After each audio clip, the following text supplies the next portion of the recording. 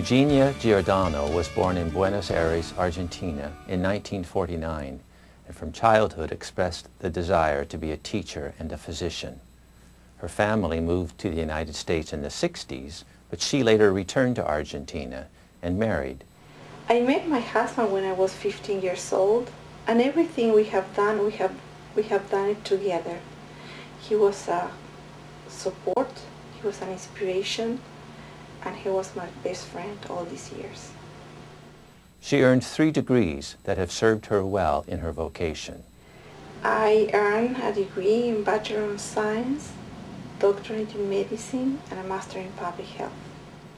Eugenia's mother served as a mentor in education and also in the most important pursuits of life. My mother, she was the first one to arrive to the United States. She came when she was 53 years old, and she was a hard worker. She loved this country, and then my father joined the family, and they taught us how to love and respect this country, a country of opportunities. And my mother, at the age of 60, she went back to college and she earned a degree, a bachelor in arts.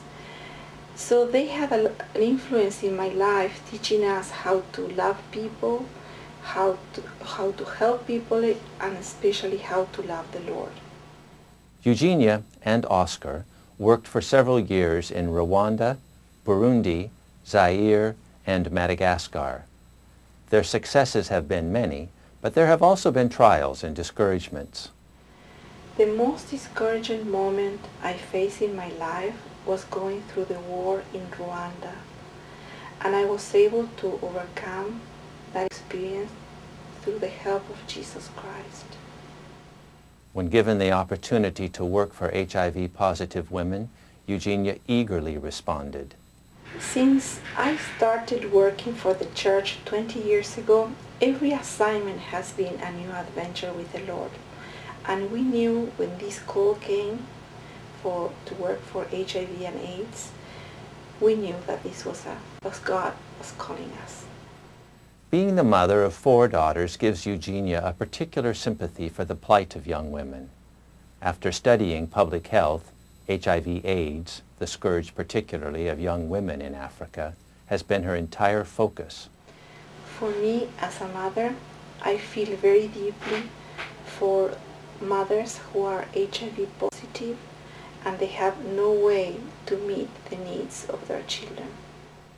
In 2003, the doctors Giordano established a new ministry in the Adventist Church, the Adventist AIDS International Ministry, AAIM, sponsored jointly by the Adventist Church, ADRA, and Loma Linda University, to address the catastrophe in Africa.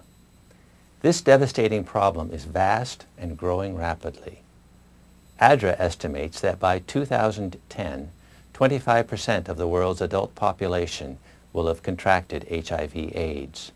If that trend continues, half of the world will be infected by 2025. Currently, 70% of all HIV/AIDS cases are in sub-Saharan Africa.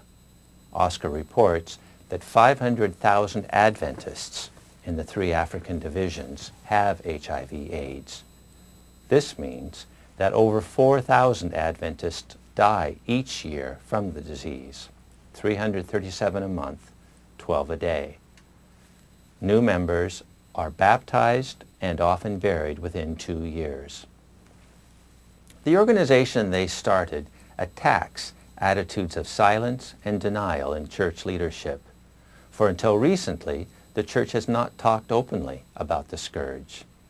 The stigma attached to AIDS sufferers has been so severe that people with the disease have been treated as lepers were treated in Jesus' time.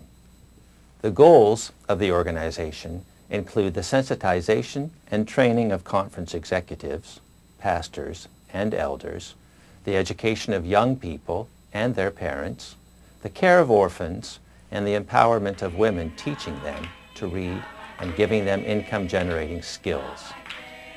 Eugenia found this latter approach especially motivating. When we began this HIV/AIDS ministry, we realized that women, they are very vulnerable and we dedicated a big part of this ministry to help them, to empower them.